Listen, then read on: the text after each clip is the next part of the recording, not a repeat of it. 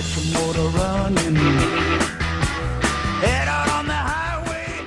All right, g'day everybody. We're here at the lake by the ride thing. Ride by the lake. That's it, right by the lake at Teammoto. So we'll take there. They are. Swing over. So we'll be taking some of those bikes for a spin now, and I'll have the drift on, so I'll be able to give a bit of commentary while we're riding. So we've got now 200 kilo on the back of this thing. Well, on the back and front of this thing. Let me just close down so we have a bit more sound. Here we go. So there's a bit of drizzle going on right now. Nothing too bad. And there's me and Susie on the bike. This is the Goldwing, current model. So that's like 200 kilos on this thing. And that's without luggage. That's what we're facing in America. Yeah, so flooring the wing is really not it, because you can't really go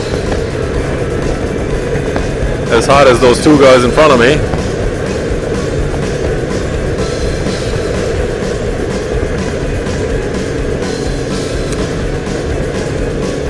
I'm also, the one thing that I noticed on this one, that my knees are nearly touching those side panels there. So it's actually a lot less space on this thing than I would have imagined there would be.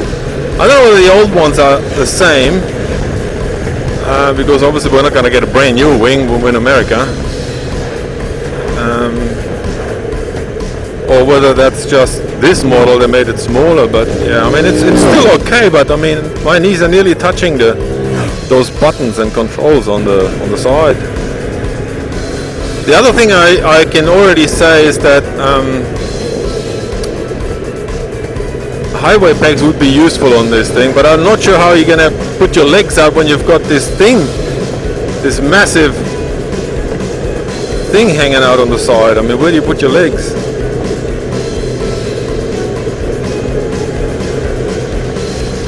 You have to spread them so far, like when you give birth, you know, to be able to put your legs on the... Let's try that. Okay. Oh, fucking hell. Yeah, no. Doesn't look like it's overly comfortable putting your legs out that way.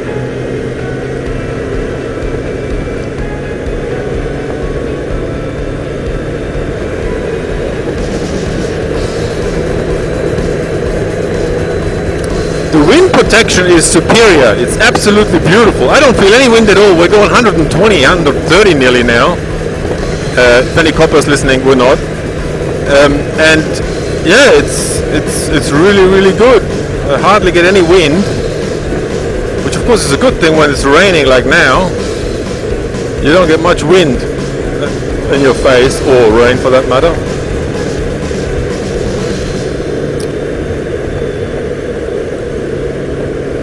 Those chaps in the front are gunning it, you know. But they're on those types of bikes where you can gun it with.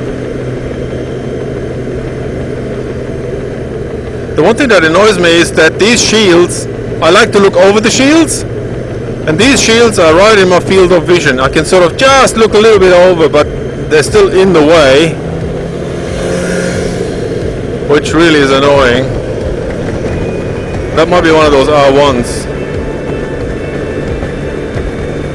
Yeah, it is supremely comfortable. I'm sure you can clog up many, many miles with this thing, but the wind protection is really the outstanding thing on this thing. I mean, you can go really fast and it doesn't bother. You wouldn't be tiring riding this thing for hours, because you don't feel any wind on I don't feel any wind on my chest at all, which makes it easy on your arms, on your butt and everything, you know.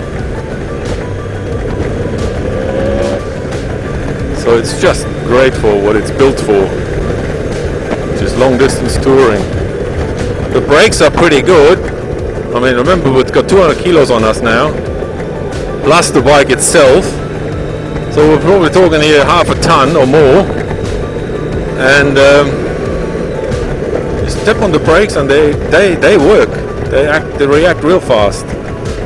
Which with a bloody behemoth like this one you would want to. The only thing that bothers me on this bike is the forward control thing. I'm just used to forward controls these days, and don't know how I'm gonna go with my knees being bent all the time this much, because my knees are a bit dodgy, so probably I have to see how those highway pegs work. I've seen other people have highway pegs on their wings, so it must somehow work. Anyway, geez, people are going for it. But yeah, that's what impresses me the most, You can go 120 with this thing. Oh yeah, something really, really important which I've nearly forgot to mention. Head buffeting. Head buffeting at any speed, which is the bane of my life at the moment on my road liner with my shields. It does not do that on this thing, which really is a godsend. I mean, for people that don't have it, they don't know what I'm talking about, but if you do have it, and your head shakes around, your vision literally vibrates when it happens. It's that bad. And so this one doesn't have it. It's absolutely beautiful. Wind protection all around, even your legs don't get much wind. And no head buffeting. That's probably one of the most important things that I have to have on a bike. I think I forgot to mention that. Yeah, but no head buffeting. So it's okay. My jeans. Look at my jeans, absolutely dry, and it's coming down now, and my jeans are properly dry on this thing.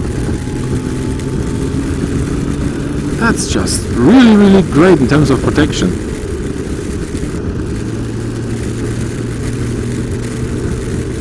That's bloody unbelievable how much weather protection this thing gives you. It's probably the best on two wheels in terms of weather protection. If you need any more than that, you should get yourself a car. Yeah, my jeans are properly dry. That's amazing. I've never experienced that before on a bike.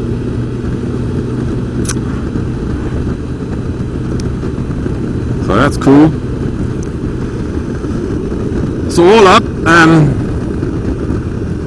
it's got enough guts for the two of us, which means we're 200 kilos, and still got enough guts to get going. Superior wind protection, really, and we've just about had the fortune of a bit of rain coming down, so you can test it, what it's like in the rain, and it's just excellent. Did I mention no head buffeting? It's so important, I should probably mention that over and over. And yeah, I do like it for what it's built for. The only thing I'm kind of like worried about is my knees being bent, so I've got to work on those. I've got to work on those highway pegs and how that would work on this thing being so wide.